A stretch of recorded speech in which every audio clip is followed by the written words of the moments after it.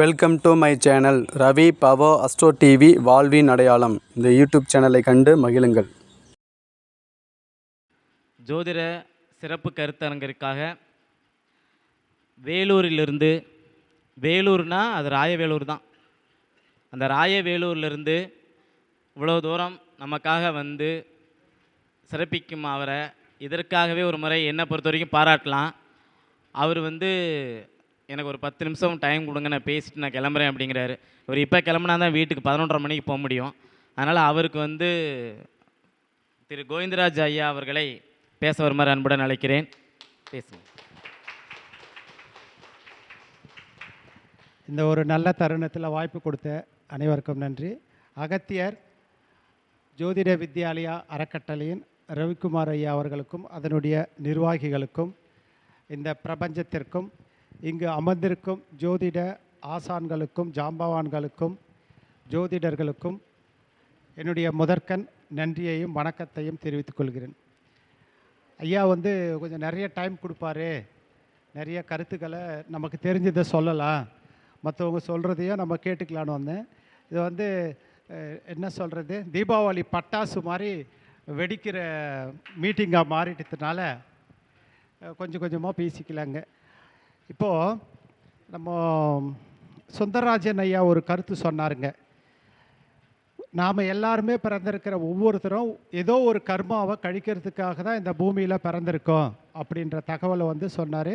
அந்த கர்மாவை எப்படி நம்ம கழிக்க முடியும் அப்படின்னு பார்த்தாக்கா, தர்மத்தால் மட்டுமே, தான தர்மம் செய்கிறதுனால மட்டுமே கழிக்க முடியும் அப்படின்ற கருத்து சொல்ல. அது வந்து 1000% உண்மைதாங்க. சரிங்களா? ஏதோ ஒரு பாவத்தை கழிக்கிறதுக்காக தான் இந்த மானிட பிறவி நமக்கு எடுத்திருக்கோம் அப்படின்றது ஓகே. அப்போது எது வழியாக நம்மளுடைய பாவங்கள் அதிகமாக இருக்குது அப்படின்ற விஷயத்தை நம்ம தெரிஞ்சுக்கிட்டாலே அந்த கர்மாவில் கழிக்கிறதுக்கான வழியை செஞ்சாலே நம்ம ஈஸியாக சந்தோஷமாக வாழக்கூடிய அமைப்பு வந்து உருவாயிடுங்க. இப்போது நிறைய தோஷங்கள், பித்ரு தோஷம், ராகு தோஷம், ஸ்ரீ தோஷம், மாந்தி தோஷம், இப்படின்னு நிறைய தோஷங்கள் எல்லாம் இருக்குங்க இல்லைங்களா?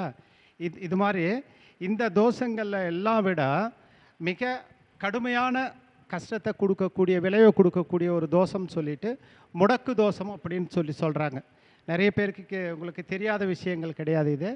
இந்த முடக்கு தோஷம் நம்ம ஜாதகத்தில் எவ்வளவு பரிகாரங்கள் செஞ்சாலும், எத்தனை தான தர்மங்கள் செஞ்சாலும், இந்த முடக்கு தோஷம் அப்படின்ற ஒரு தோஷம் சரி பண்ணாத பட்சத்தில் அவர்களுடைய வாழ்க்கை முன்னேற்றமான வழியில் போகிறதே கிடையாதுங்க. இந்த முடக்கு அப்படின்றது எது மூலயமா வருதுன்னு பார்த்தீங்கன்னாக்கா, பூர்வ ஜென்மத்தில் நம்ம செஞ்ச பாவங்களினால் இந்த ஜென்மத்தில் இவர் இந்த வழியில் சிரமங்களை அனுபவித்து வாழணும் அப்படின்ற ஒரு கட்டளையில் தான் வருது அப்படின்ற மாதிரி குறிப்பிடுறாங்க.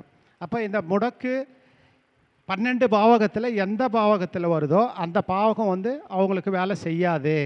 இப்போ லக்னத்துக்கு வந்தாக்கா அவருடைய செயல்பாடுகள் எதுவுமே அவருக்கு யூஸ்ஃபுல்லாக இருக்காது அப்படின்ற மாதிரி சொல்கிறாங்க. 2ஆம் இடம் பார்த்திங்கன்னாக்கா அவருடைய குடும்பம் சரி இருக்காது, வருமானம் சரி இருக்காது அப்படின்றாங்க. 3ஆம் இடம்ன்றபோது தைரிய வீரிய ஸ்தானம், 4ஆம் இடம் தாய்மனை, இப்படி 12 பாவத்துக்கும் எந்த பாவகம் அவருக்கு முடக்கு பாவகமாக வருதோ அந்த முடக்கு அவருக்கு செயல்படாமல் போகுது அப்படின்றாங்க. அதே மாதிரி 12 பாவத்துக்கு ஒவ்வொரு கிரகங்கள் வந்து பொறுப்பில் வருது இல்லைங்களா? அப்போ எந்த கிரகம் பொறுப்பாக வருதோ அந்த கிரக காரகத்துவம் வந்து அவருக்கு வேலை செய்யாமல் போகுது அப்படின்ற அமைப்பில் வந்து சொல்லப்படுது. அது மட்டும் இல்லாமல் ஒருத்தருக்கு எந்த பாவகம் முடக்க பாவகமாக வருதோ அது சம்பந்தப்பட்ட தொந்தரவுகளும், எந்த கிரகம் முடக்கு கிரகமாக வருதோ அது சம்பந்தப்பட்ட பிரச்சனைகளும் அவர் சந்திக்கின்ற அமைப்பு வந்து வருது. அது மட்டும் இல்லை, இப்போ ஒரு ராசி முடக்க ராசியாக வரும் பட்சத்தில் அந்த லக்னத்துக்கு அது எந்த பாவகமோ அந்த பாவகம் வந்து வேலை செய்யாதுங்க, தடையை ஏற்படுத்தும். அந்த கிரகம் முடக்கு கிரகம், அதனுடைய ஆதிபத்திய வீடுகள், அந்த முடக்கு கிரகம் போயிட்டு உட்கார்ற இடம், அது பார்க்குற இடம், அதன் கூட சேர்ந்திருக்கிற கிரகங்கள், அதனுடைய ஆதிபத்திய வீடுகள், இது எல்லாமே டோட்டலாக பாதிக்கப்படுது.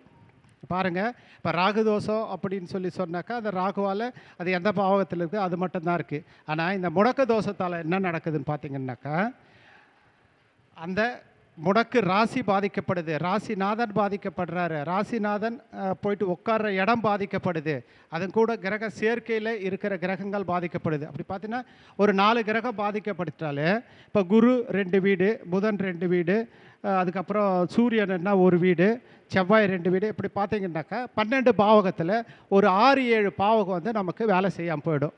அந்த 6-7 பாவங்கள் பார்த்தீங்கன்னாக்கா நமக்கு குடும்பஸ்தானமாக இருக்கலாம், திருமண ஸ்தானமாக இருக்கலாம், தொழில் ஸ்தானமாக இருக்கலாம். அப்போ என்ன ஆகுதுன்னாக்கா டோட்டலாகவே லாக் பண்ணிடுதுங்க. இந்த ஒரே ஒரு விஷயம் ஒட்டுமொத்த ஜாதகத்தையும் பிரச்சனைக்குள்ளாக்கி பாதிப்பை கொடுக்குதுங்க. அப்போ இந்த முடக்கு நிவர்த்தி பண்ணுறதுக்கு ஒரு சில கோவில்கள் வந்து கொடுத்துருக்காங்க. அதாவது இருக்கிற தோஷங்கள்லேயே மிக கடுமையான தோஷம் சொல்கிறது முடக்கு தோஷம் அப்படின்னு தான் சொல்லப்படுதுங்க. இந்த முடக்கு தோஷத்தால் பல பிரச்சனைகள் வருது.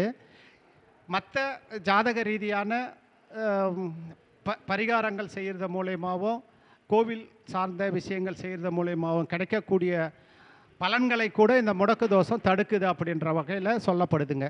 இப்போ இந்த முடக்கு தோஷத்தை வந்து நிவர்த்தி பண்ணுற பட்சத்தில் நமக்கு ஒரு நல்ல சுபிட்சமான வாழ்க்கை கிடைக்கும் அப்படின்ற தகவல் வந்து சொல்லிக்கலாம். இப்போ இந்த முடக்கு எப்படி கண்டுபிடிக்கிறது, அதுக்கு எந்த கோவில் அப்படின்றதெல்லாம் ரொம்ப டீட்டெயிலாக கொடுத்துருக்காங்க.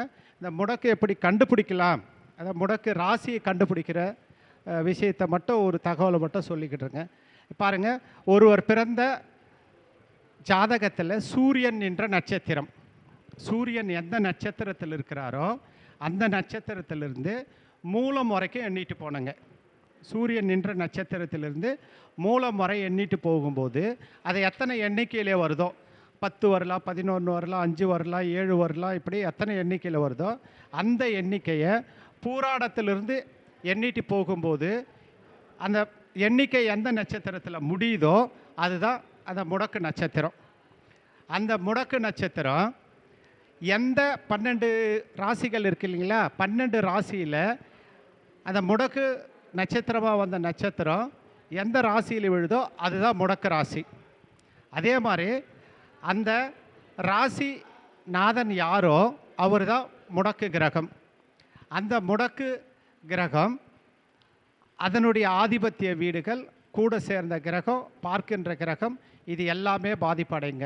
இப்போ எந்த ராசி முடக்கு ராசியாக வருதோ அதற்கு அந்த முடக்கு நட்சத்திர நாளில் அதற்குண்டான கோவில்களுக்கு சென்று நிவர்த்தி பரிகாரங்கள் செய்து கொள்ளும் பட்சத்தில் வாழ்க்கை சுபிட்சமாக அமைகிறது. அதாவது நம்மளுடைய கர்மாவை எந்த வழியில் நமக்கு கழிக்க போகிறோங்கன்றத இந்த சூரியன் என்ற நட்சத்திரம் மூலயமாக இந்த முடக்கு நட்சத்திரம் நமக்கு தெரியப்படுத்துது. ஸோ இதை சரி பண்ணிட்டாலே மற்ற எல்லாமே நமக்கு சக்ஸஸ்ஃபுல்லாக வந்துடும் அப்படின்ற தகவலை சொல்லி நிறைவு செய்கிற. வணக்கம்.